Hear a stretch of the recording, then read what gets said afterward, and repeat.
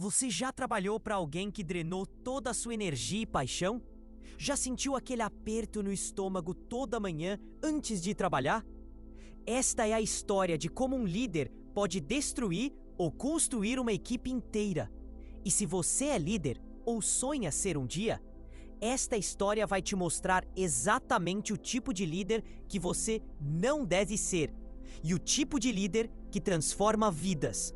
Se você quer aprender sobre liderança verdadeira, inscreva-se no canal e ative o sininho para não perder conteúdos que vão mudar sua perspectiva.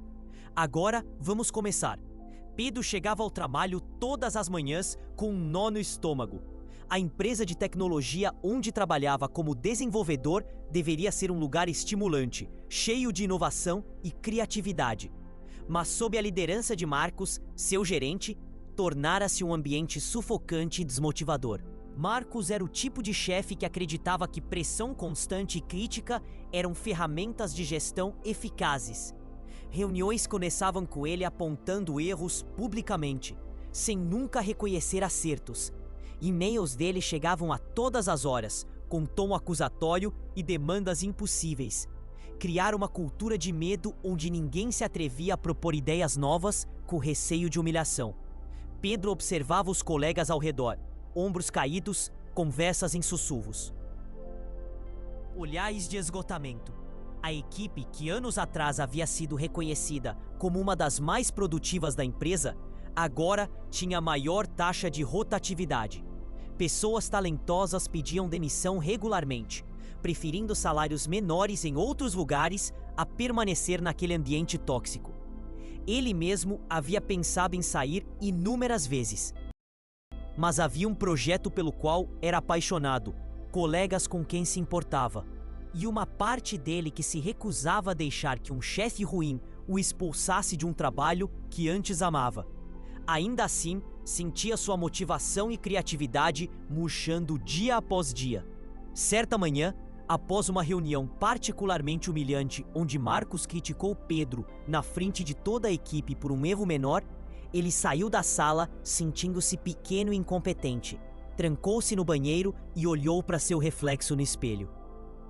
Quando havia se tornado essa pessoa derrotada? Onde estava o desenvolvedor entusiasmado que costumava ficar até tarde não porque era obrigado, mas porque amava resolver problemas complexos? Marcos havia drenado isso dele, substituindo paixão por dever, entusiasmo por sobrevivência. Naquela tarde, a diretora de recursos humanos enviou um e-mail para toda a empresa. Marcos estava sendo transferido para outra divisão. Um novo gerente assumiria a equipe de Pedro na próxima semana. A notícia espalhou-se rapidamente.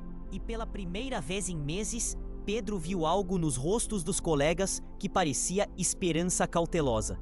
Quem seria o novo chefe? Poderia ser pior? Poderia ser melhor? Pedro não sabia o que esperar, mas uma coisa era certa: não poderia ser muito pior do que havia sido. Aquela noite, pela primeira vez em meses, dormiu sem o peso familiar de ansiedade sobre o dia seguinte. Havia uma fagulha de possibilidade no ar, uma chance de que as coisas mudassem. E Pedro, embora cansado e ferido pela experiência com Marcos, encontrou dentro de si uma pequena esperança de que talvez, apenas talvez, pudesse voltar a amar seu trabalho. Segunda-feira, 9 da manhã. A equipe reuniu-se nervosamente na sala de conferências para conhecer a nova gerente. Quando Helena entrou, a primeira coisa que Pedro notou foi seu sorriso genuíno. Ela não era imponente ou intimidadora. Havia uma calma e acessibilidade em sua presença que imediatamente contrastava com Marcos. "Bom dia a todos", começou Helena, sua voz clara, mas gentil. "Sei que mudanças de liderança podem ser estressantes. Então vou ser direta sobre como gosto de trabalhar. Acredito que vocês foram contratados porque são talentosos e capazes. Meu papel não é microgerenciar ou criticar, mas remover obstáculos e criar um ambiente onde possam fazer seu melhor trabalho." Pedro trocou olhares com colegas, todos pensando a mesma coisa. Seria verdade ou apenas discurso bonito? Haviam ouvido promessas antes. Helena continuou: "Nas próximas semanas, vou me reunir individualmente com cada um de vocês, não para avaliar ou julgar, mas para ouvir. Quero entender seus desafios, suas aspirações, o que funciona e o que não funciona. Esta equipe é de vocês tanto quanto minha, e juntos vamos torná-la excelente. Algo na sinceridade de seu tom fez Pedro querer acreditar. Quando chegou sua vez de reunir-se com Helena, 3 dias depois, entrou na sala preparado para uma entrevista formal. Em vez disso, encontrou Helena com 2 xícaras de café e caderno aberto. Pedro, li sobre seu trabalho no projeto Aurora. Impressionante, ela começou. Pedro piscou, surpreso. Marcos nunca havia reconhecido aquele projeto, apesar de Pedro ter passado meses nele. Conte-me sobre sua jornada aqui. O que te motiva? O que tem sido difícil? E pela primeira vez em muito tempo, Pedro se abriu. Falou sobre sua paixão por resolver problemas complexos, sobre como se sentia nos primeiros anos na empresa e, cuidadosamente, sobre como os últimos meses haviam sido desafiadores. Esperava que Helena ficasse defensiva ao ouvir críticas veladas à gestão anterior, mas ela apenas ouvia atentamente, fazendo anotações. Entendo, disse Helena, quando ele terminou. Liderança ruim deixa cicatrizes. Vai levar tempo para reconstruir confiança. E não espero que acreditem em minhas palavras, mas vou mostrar através de ações. Você mencionou que sente que suas ideias não são ouvidas. Vamos mudar isso. Qual é uma ideia que você tem, mas nunca pôde implementar? Pedro hesitou. Havia um recurso que queria adicionar ao produto principal, mas Marcos sempre o descartara sem consideração. Mencionou timidamente. Helena pensou por um momento. Interessante. Vejo potencial, mas também alguns desafios de implementação. Que tal isso?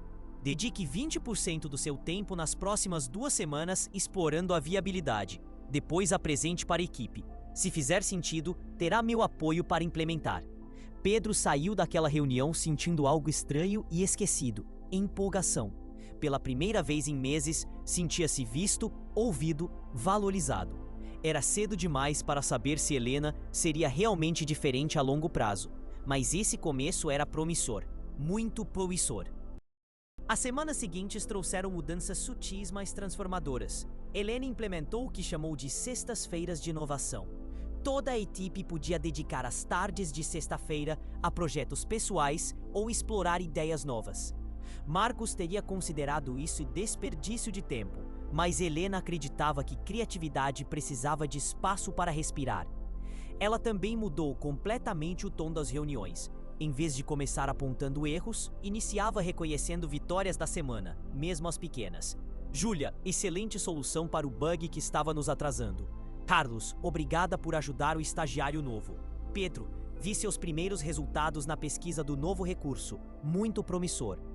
Esse reconhecimento constante mudava a energia da sala. Pessoas começaram a entrar em reuniões não com medo, mas com vontade de compartilhar. Quando erros aconteciam, e aconteciam, porque eram humanos, Helena abordava diferente. O que podemos aprender com isso? Perguntava, em vez de quem errou. Mudou o foco de culpa para crescimento, de punição para melhoria.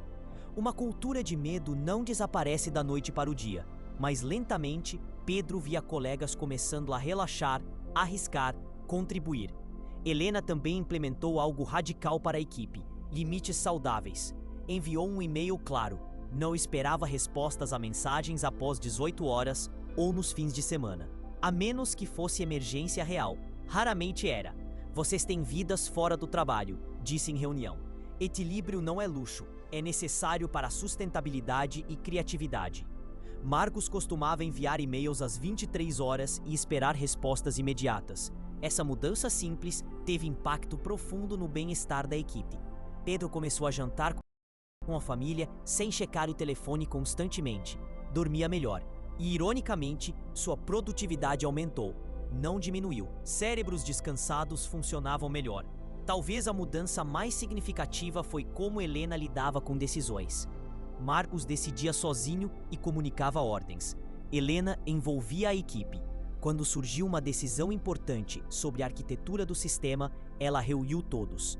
Vocês são os especialistas. Quais são as opções? Quais as vantagens e desvantagens de cada? Facilitou discussão, mas não impôs respostas. Quando a equipe chegou a consenso, Helena apoiou, mesmo quando sua opinião inicial era ligeiramente diferente. Vocês convenceram-me. Vamos por esse caminho. Essa confiança depositada na equipe tinha efeito multiplicador. Pessoas que haviam sido tratadas como engrenagens substituíveis agora se sentiam como profissionais respeitados. O senso de propriedade sobre o trabalho aumentou. Não estavam apenas seguindo ordens, estavam construindo algo juntos. Pedro percebeu que voltava para casa às sextas-feiras não exausto e derrotado, mas energizado. Pegava-se pensando em soluções para problemas no chuveiro, não porque era forçado, mas porque estava genuinamente interessado. A paixão que Marcos havia matado estava renascendo sob a liderança de Helena. Em apenas 2 meses, a atmosfera do escritório havia se transformado. Risos voltaram a ecoar entre as mesas. Conversas espontâneas sobre ideias aconteciam naturalmente. A equipe, antes fragmentada e desconfiada, começava a funcionar como verdadeira equipe novamente. E tudo porque alguém em posição de liderança escolheu liderar com respeito, confiança e humanidade em vez de medo e controle. Helena não via seu papel apenas como gerenciar projetos, mas desenvolver pessoas. Isso ficou claro quando chamou Pedro para outra conversa individual 3 meses após assumir. Pedro, tenho observado seu trabalho e vejo o potencial de liderança em você. Já pensou em liderar projetos maiores ou talvez gerenciar uma pequena equipe no futuro? Pedro ficou genuinamente surpreso. Eu? Liderança? Nunca! Marcos sempre disse que eu era bom tecnicamente, mas não tinha perfil de líder. Helena franziu a testa. Baseado em quê? Liderança não é sobre intimidar ou controlar. É sobre inspirar, facilitar, servir sua equipe. Vi você ajudando colegas mais novos, mediando conflitos técnicos com diplomacia, tomando iniciativa. Esses são traços de liderança. A questão é, você tem interesse? Pedro nunca havia considerado seriamente. Sob Marcos, liderança parecia sinônimo de ser desagradável, e ele não queria isso. Mas vendo Helena liderar, via que havia outro caminho. Tenho interesse, mas não sei se estou pronto, admitiu. Perfeito, Helena sorriu. Se você se sentisse completamente pronto, não seria crescimento, seria apenas fazer mais do mesmo. Vou te atribuir como líder técnico do próximo projeto importante. Estarei aqui para a mentoria, mas você tomará as decisões e guiará a equipe. Vamos aprender fazendo. Helena fazia isso com todos. Identificava forças únicas de cada pessoa e criava oportunidades para desenvolvê-las. Júlia, excelente em comunicação, começou a representar a equipe em apresentações para outras divisões. Carlos, que tinha talento para ensinar, liderou sessões de treinamento internas. Cada pessoa recebia chances de crescer em suas próprias direções, não moldadas em um molde único de bom funcionário. Mas Helena também apoiava desenvolvimento além do estritamente relacionado ao trabalho. Quando Pedro mencionou o interesse em aprender sobre inteligência artificial, ela aprovou o curso online pago pela empresa. Pode não ter aplicação imediata no seu projeto atual, disse, mas funcionários com conhecimento amplo são mais valiosos a longo prazo. E, francamente, investir em você é investir na equipe. Esse investimento gerava lealdade profunda. Pessoas não queriam deixar um chefe que genuinamente se importava com seu crescimento. A rotatividade, que havia sido alarmante sob Marcos, caiu dramaticamente. E mais, a equipe atraía novos talentos. A reputação de Helena como excelente líder espalhou-se pela empresa, e desenvolvedores de outras equipes pediam transferências. O primeiro grande projeto sob liderança de Pedro foi desafiador. Cometeu erros, momentos de dúvida eram frequentes, mas Helena estava lá. Não para criticar, mas para orientar. O que você aprendeu com essa decisão? Como abordaria diferente da próxima vez? O que você fez bem que pode repetir? Transformava cada desafio em oportunidade de aprendizado. Quando o projeto foi concluído com sucesso, não perfeitamente, mas solidamente, Helena organizou pequena celebração para a equipe. Em frente a todos, reconheceu o trabalho de Pedro. Liderar pela primeira vez é assustador. Pedro, você mostrou coragem. humildade para admitir quando não sabia algo e habilidade de unir a equipe. Estou orgulhosa do seu crescimento. Pedro sentiu emoção aperta a garganta. Nunca havia recebido reconhecimento assim de Marcos. Olhou ao redor para sua equipe, não equipe de Helena, mas dele agora também, e viu respeito e apoio. Helena não apenas falava sobre desenvolver pessoas, mostrava consistentemente que acreditava no potencial deles. Se você está acompanhando essa transformação e quer aprender mais sobre liderança que verdadeiramente inspira, não esqueça de se inscrever no canal e ativar o sininho. Compartilhe esse vídeo com alguém que precisa ver o que é liderança de verdade. Agora vamos ao momento crucial, quando a verdadeira liderança é testada. 6 meses sob liderança de Helena, a equipe estava florescendo, mas então veio o teste real. A empresa passou por dificuldades financeiras e anunciou cortes. Toda a divisão tinha que reduzir custos significativamente. Orçamentos seriam cortados e havia a possibilidade de demissões. Sob Marcos, essa notícia teria gerado pânico absoluto. Ele provavelmente teria guardado informações, deixando a equipe no escuro, aumentando a ansiedade e rumores. Mas Helena abordou diferente. Chamou reunião imediata e foi completamente transparente. Vocês já devem ter ouvido os rumores. Então vou dar os fatos. A empresa está em dificuldade financeira. Cada divisão precisa cortar 15% dos custos nos próximos 3 meses. Ainda não sei exatamente o que isso significa para a nossa equipe, mas prometo mantê-los informados de cada desenvolvimento. A honestidade, embora revelando notícias difíceis, era reconfortante em si. Pelo menos sabiam onde estavam. Helena continuou. Vou lutar com tudo que tenho para proteger esta equipe. Vocês são talentosos e essenciais para a empresa, mas não vou fazer promessas que talvez não possa cumprir. O que posso prometer é que tomarei decisões de forma justa, que vocês terão voz no processo e que, independente do que acontecer, cuidarei de cada um de vocês. Nos dias seguintes, Helena trabalhou incansavelmente. Preparou a apresentação detalhada para a alta direção mostrando o valor da equipe, projetos completados, eficiência e inovações. Argumentou que cortar pessoal seria contraproducente a longo prazo. Simultaneamente, trabalhou com a equipe identificando áreas onde poderiam reduzir custos sem impactar pessoas. Renegociar contratos com fornecedores. Cortar despesas desnecessárias. Otimizar processos. Pedro e outros contribuíram ideias, sentindo que tinham agência na situação em vez de serem vítimas passivas. A estratégia de Helena funcionou parcialmente. Conseguiu salvar todos os empregos. Mas o orçamento seria significativamente reduzido, significando sem bônus naquele ano, congelamento de salários e redução em benefícios. Não era resultado ideal, mas dado as circunstâncias, era vitória. Quando comunicou o resultado, Helena não embelezou. Sei que essas notícias são decepcionantes. Vocês trabalham duro e merecem recompensas que não poderei dar este ano. Não vou pedir que finjam estar felizes com isso, mas quero que saibam que lutei por vocês e continuarei lutando. Ela fez mais.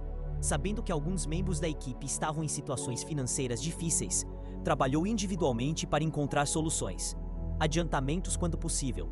Flexibilidade de horários para quem precisava, trabalhos extras, conexões com oportunidades de freelance. O que mais impressionou Pedro foi que Helena também aplicou os cortes a si mesma. Voluntariamente reduziu o próprio salário proporcionalmente mais que da equipe. Quando Pedro descobriu isso por acaso em conversa com o RH, ficou atônito. Mencionou para Helena: liderança é servir. Ela disse simplesmente: não posso pedir sacrifícios da equipe que não estou disposta a fazer eu mesma. A crise financeira foi difícil, mas algo notável aconteceu. Em vez de fragmentar a equipe, uniu-a, sob liderança transparente e compassiva de Helena. Enfrentaram o desafio juntos. A confiança na líder aprofundou-se. Não porque ela resolveu tudo magicamente, mas porque esteve ao lado deles, honesta e lutadora, durante os tempos difíceis. Pedro refletiu que sob Marcos, essa crise teria sido desastrosa, provavelmente destruindo a equipe. Mas sob Helena, embora difícil, tornara-se momento de união.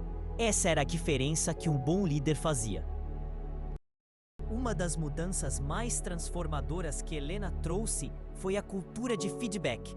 Sob Marcos, feedback era via única. Ele criticava, equipe recebia e engolia. Sugestões da equipe eram ignoradas ou punidas. Helena criou um sistema completamente diferente. Implementou reuniões mensais individuais de feedback bidirecional. Metade do tempo era dedicada a ela dar feedback para o membro da equipe, sempre balanceado, destacando forças e áreas de crescimento. Específico e construtivo. A outra metade era para o membro da equipe dar feedback a ela sobre sua liderança. A primeira vez que Helena pediu feedback de Pedro sobre seu trabalho como gerente, ele ficou paralisado. Era armadilha? Marcos perguntara isso uma vez, e Pedro, ingênuo, havia sugerido que reuniões poderiam ser mais eficientes. Fora punido sutilmente por semanas. Pedro, percebo sua hesitação, Helena disse gentilmente. Entendo, mas sinceramente preciso do seu feedback para melhorar. E para provar que é seguro, vou começar eu. Baseado no que observei, você tem excelentes habilidades técnicas e está crescendo bem como líder. Mas percebo que às vezes hesita em tomar decisões, buscando consenso excessivo. Trabalhar em confiar mais nos seus instintos seria benéfico. Isso ressoa com você? Pedro pensou e concordou. Ela estava certa. Ótimo, agora sua vez. Como posso apoiar melhor você e a equipe? Respirando fundo, Pedro decidiu arriscar. Às vezes sinto que poderia tomar mais decisões autônomas sem sempre consultá-la. Não por falta de confiança de sua parte, mas talvez confie ainda mais em nós. Em vez de ficar defensiva, Helena considerou seriamente. Feedback válido. Sou proprietora? Posso estar compensando demais pela gestão anterior. Vamos fazer isso. Defina com clareza quais decisões você se sente confortável tomando sozinho. E eu apoio.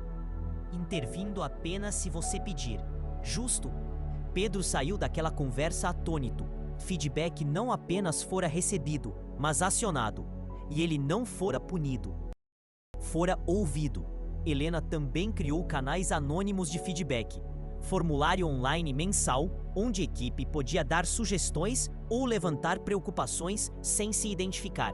E, crucialmente, ela compartilhava resultados e ações tomadas baseadas no feedback.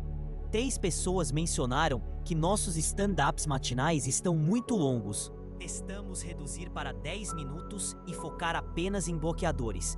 Vamos experimentar por 2 semanas e reavaliar. Essa responsividade criava ciclo virtuoso. Pessoas viam que feedback gerava mudança real, então davam mais feedback. Helena melhorava constantemente como líder, e a equipe se sentia genuinamente parte da construção da cultura. Pedro aplicou aprendizados em sua própria liderança emergente. Começou a pedir feedback regular de sua mini-equipe. Primeira vez foi desconfortável. Ouvir que comunicava bem, mas às vezes era impaciente com detalhes, não foi fácil. Mas ao invés de se defender, agradeceu e trabalhou conscientemente na paciência. Sua equipe notou e apreciou. Quando a empresa realizou pesquisa anual de satisfação, a equipe de Helena teve pontuações extraordinariamente altas, especialmente em comparação com outros departamentos. Métricas que haviam despencado sob Marcos. Engajamento, sentimento de valorização, clareza de direção estavam agora entre as mais altas da empresa. A alta liderança notou. Helena foi chamada para apresentar em reunião de liderança sobre como havia transformado a equipe. Modestamente, atribuiu o sucesso à equipe, mas quando pressionada sobre método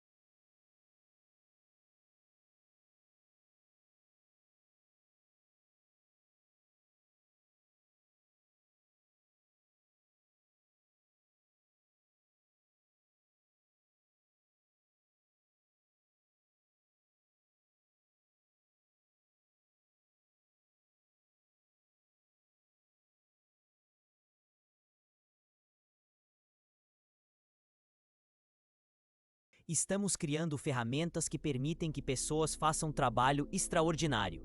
Somos facilitadores de potencial humano. Isso importa. Essa linguagem elevada poderia soar cafona, mas vindo de Helena, que vivia esses valores, ressoava. E quando a visão estava clara, decisões difíceis ficavam mais fáceis. Essa escolha nos aproxima ou afasta de nossa visão de excelência? Tornava-se pergunta orientadora. Helena também reconhecia e celebrava contribuições alinhadas com um propósito maior. Quando Júlia voluntariou horas extras ajudando o time de suporte a lidar com clientes frustrados durante problema técnico, Helena reconheceu publicamente: "Isso exemplifica nosso compromisso com usuários acima de tudo. Obrigada, Júlia." Um dia, em conversa individual, Pedro compartilhou com Helena: "Sabe, há um ano, eu vinha trabalhar por obrigação. Agora venho porque sinto que estou fazendo algo que importa, com pessoas que se importam, liderados por alguém que torna tudo isso possível." Helena sorriu. "Você sempre esteve fazendo o trabalho que importa, Pedro. A diferença é que agora você vê isso. Meu trabalho é apenas remover o que obscurece o significado já presente." Era a modéstia típica de Helena, mas Pedro sabia a verdade. Líderes medíocres drenavam o significado do trabalho através de burocracia, política e negatividade. Líderes excepcionais como Helena iluminavam o significado que estava lá, conectando pessoas ao propósito, impacto e visão maior. Isso não apenas tornava o trabalho mais satisfatório, tornava a equipe mais eficaz. Pessoas com propósito claro trabalham mais duro, pensam mais criativamente, perseveram através de desafios. Propósito era o multiplicador de força que transformava grupo de indivíduos em equipe verdadeiramente extraordinária. 18 meses, sob liderança de Helena, a transformação da equipe era inegável. Mas algo ainda mais notável estava acontecendo. O impacto estava se espalhando. Pedro, agora gerente oficial de uma subequipe pequena, aplicava conscientemente tudo o que aprendera com Helena. Quando seu desenvolvedor júnior, Rafael, cometeu um erro significativo, a velha tentação de reagir como Marcos teria reagido surgiu por um segundo. Mas Pedro respirou.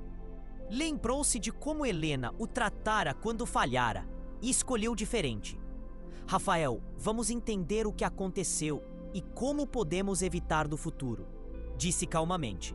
Vi alívio no rosto de Rafael e naquele momento entendeu visceralmente. Liderança compassiva não era fraqueza, era força que se multiplicava. Outros membros da equipe de Helena também avançavam. Júlia foi promovida a gerente de produto. Carlos liderava agora time de infraestrutura. Cada um levava consigo as lições e cultura que Helena cultivara. Era como sementes plantadas germinando em jardins próprios. A transformação começou a chamar atenção fora da divisão. Outros gerentes perguntavam a Helena sobre seus métodos. RH pediu que liderasse treinamento sobre gestão de equipes. O CEO, impressionado com resultados consistentemente excepcionais da equipe, promoveu-a a diretora, supervisionando múltiplas equipes. Havia preocupação. Helena poderia escalar seu estilo? Funcionaria com equipes maiores? Mas ela replicou exatamente a mesma abordagem em escala maior. Treinou novos gerentes sob ela nos mesmos princípios: transparência, desenvolvimento de pessoas, feedback bidirecional, liderança servil. Não impôs métodos de cima, mas modelou e orientou. Um desses novos gerentes era Pedro. Sua promoção a gerente de equipe completa veio com orientação próxima de Helena. Ela reunia-se semanalmente com ele e outros novos líderes, não para microgerenciar, mas para mentorá-los. Compartilhava desafios que enfrentava em nível de diretoria, pedia conselhos deles. Tornava a liderança jornada de aprendizado compartilhado. Pedro enfrentou seu primeiro grande desafio como gerente. Membro da equipe, Fernando, tinha problemas de performance. Não por falta de habilidade, mas parecia desengajado. A solução fácil seria documentar problemas e eventualmente demitir. Pedro buscou orientação de Helena. "O que você já tentou?" ela perguntou. "Conversei com ele, mas não pareceu ajudar muito." "Você perguntou o que está acontecendo na vida dele?" Performance raramente cai sem razão. Pode ser algo profissional, pode ser pessoal. Antes de desistir, genuinamente entenda. Pedro teve conversa mais profunda com Fernando e descobriu: estava cuidando de pai doente, dormia pouco, estava esmagado por responsabilidades. Não compartilhara porque na empresa anterior, problemas pessoais eram vistos como fraqueza. Com orientação de Helena, Pedro trabalhou com Fernando criando cronograma flexível temporariamente, conectando-o com recursos de apoio da empresa, redistribuindo temporariamente algumas responsabilidades. Fernando ficou visivelmente emocionado com o apoio. Nas semanas seguintes, sua performance melhorou drasticamente. E mais, tornara-se um dos defensores mais leais da equipe. Pedro relatou o resultado para Helena, que sorriu. "Você viu o que acontece quando lideramos a humanidade primeiro? Poderia ter perdido bom funcionário. Em vez disso, ganhou alguém comprometido, e você se tornou o líder melhor de processo." O efeito cascata continuava. Pessoas que haviam sido lideradas bem tornavam-se bons líderes. A cultura se espalhava organicamente. Em pesquisa de clima organizacional do ano seguinte, toda a divisão sob liderança de Helena tinha pontuações extraordinárias. Mais significativamente, comentários qualitativos repetiam temas similares. "Sinto que posso ser eu mesmo no trabalho. Meu gerente genuinamente se importa com meu crescimento. Há propósito no que fazemos." O CEO compartilhou resultados publicamente e disse algo que ficou com Pedro. "Cultura não é declaração de valores em parede. É comportamento modelado por líderes todos os dias." Esta divisão mostra o que é possível quando liderança é levada a sério. Pedro olhava ao redor para equipes florescendo, pessoas crescendo, inovação acontecendo, e passava tudo de volta a Helena. Uma pessoa, liderando bem, havia transformado dezenas de pessoas, que agora transformavam outras. Era exponencial, um legado vivo. 3 anos após Helena assumir aquela equipe desmotivada sob Marcos, Pedro estava em seu próprio escritório, agora também promovido a gerente sênior, refletindo sobre a jornada. A transformação havia sido nada menos que extraordinária. A divisão que Helena liderava era agora referência na empresa inteira. Taxa de retenção mais alta, inovação mais consistente, satisfação de clientes melhor e funcionários que genuinamente amavam vir trabalhar. Mas números não capturavam o verdadeiro impacto. Pedro pensou nas pessoas cujas vidas haviam mudado. Rafael, que quase desistira de carreira em tecnologia por insegurança, agora era desenvolvedor confiante, mentorando outros. Fernando, que esteve à beira de ser demitido, recentemente liderou o projeto mais bem-sucedido do trimestre. Júlia, que sob Marcos escondia ideias por medo de rejeição, agora era líder de produto vocal e respeitada. E ele mesmo, Pedro, que 3 anos atrás arrastava-se ao trabalho com medo e frustração, agora liderava a equipe com propósito e paixão. Não apenas habilidades técnicas haviam melhorado, mas pessoas haviam crescido como seres humanos, mais confiantes, compassivas, resilientes. Helena fizera isso não através de programas complexos ou reestruturações dramáticas, mas através de consistência dia após dia em pequenas escolhas. Ouvir genuinamente, confiar genuinamente, se importar genuinamente. Havia um evento especial naquela tarde. Helena estava sendo promovida novamente, desta vez a vice-presidente, supervisionando toda a divisão de tecnologia da empresa. Seu trabalho transformador não podia mais ser ignorado. Na cerimônia, o CEO pediu que ela falasse. Helena, sempre modesta, hesitou, mas aceitou. Quando assumi aquela primeira equipe há 3 anos, começou.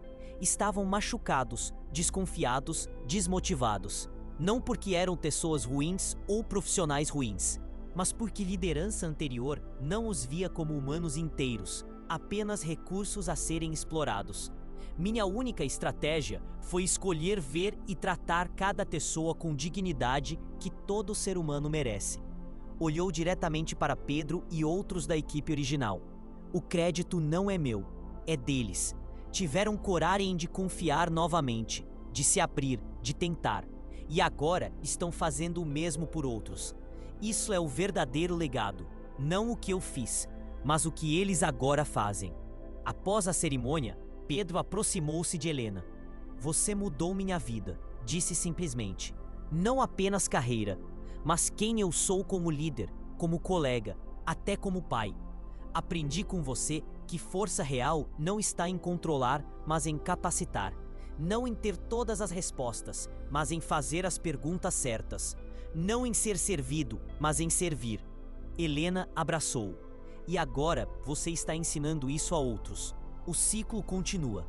Pedro, você já superou o que aprendi com você. Esse é o objetivo de todo bom mentor, ser superado. Naquela noite, Pedro voltou para casa e fez algo que vinha pensando há meses. Sentou-se com o filho adolescente, que frequentemente reclamava de professor autoritário na escola. Deixa eu te contar sobre 2 chefes que tive. Pedro começou e narrou a história de Marcos e Helena. As lições aprendidas sobre liderança, respeito e dignidade humana. Seja em escola, trabalho ou vida, você encontrará os 2 tipos. Pedro concluiu: aqueles que lideram por medo e aqueles que lideram por inspiração. E mais importante, você terá escolhas sobre qual tipo você será quando tiver influência sobre outros. Escolha ser Helena, não Marcos. Enquanto Pedro deitava para dormir, pensou no caminho percorrido. De funcionário quebrado e desmotivado a líder confiante e compassivo. A diferença entre esses 2 estados. Uma pessoa que escolheu liderar bem. Uma pessoa que entendeu que liderança não era título, mas responsabilidade. Não era sobre poder sobre outros, mas poder para outros. Um bom chefe, um verdadeiro líder, não apenas alcançava resultados de negócio, transformava vidas, cultivava potencial. Criava ambientes onde seres humanos floresciam. E esse impacto se espalhava em ondas, tocando não apenas equipes imediatas, mas famílias, comunidades, futuras gerações. Marcos havia criado o ciclo de medo, cinismo e mediocridade. Helena criara ciclo de confiança, crescimento e excelência. Ambos os ciclos se auto-perpetuavam, mas em direções radicalmente diferentes. E Pedro, agora participante ativo do ciclo positivo, carregava a responsabilidade sagrada de mantê-lo vivo, passá-lo adiante, garantir que outros experimentassem o que ele experimentou. A transformação que vem quando alguém acredita em você, investe em você, lidera você com sabedoria e compaixão. Sim, um bom chefe fazia toda a diferença, não apenas em produtividade ou lucros, embora esses também melhorassem. Mas na medida mais importante, vidas humanas tocadas, potencial liberado, dignidade honrada. Esse era o verdadeiro legado de liderança excepcional, e Pedro estava determinado a perpetuá-lo. A jornada iniciada há 3 anos, quando Helena entrou naquela sala de conferências, com sorriso genuíno e abordagem radical de respeito humano, continuava. E continuaria enquanto aqueles que foram bem liderados escolhessem liderar bem também. Esse era o poder, o propósito e a promessa da boa liderança. E fazia absolutamente toda a diferença. E você? Que tipo de líder você é ou quer ser? Se você tem pessoas sob sua responsabilidade ou sonha ter um dia, pergunte-se: você está sendo Marcos ou Helena? Está drenando energia ou multiplicando potencial? Lembre-se, liderança não é sobre título, é sobre impacto. Se esta história tocou você, deixe seu like, inscreva-se no canal e ative o sininho para mais conteúdo sobre liderança verdadeira. Compartilhe com alguém que precisa ver isso. E nos comentários, conte-me, você já teve um chefe que mudou sua vida? Ou você é esse chefe para alguém? Vamos continuar essa conversa. Um bom líder faz toda a diferença. Seja esse líder. Até a próxima!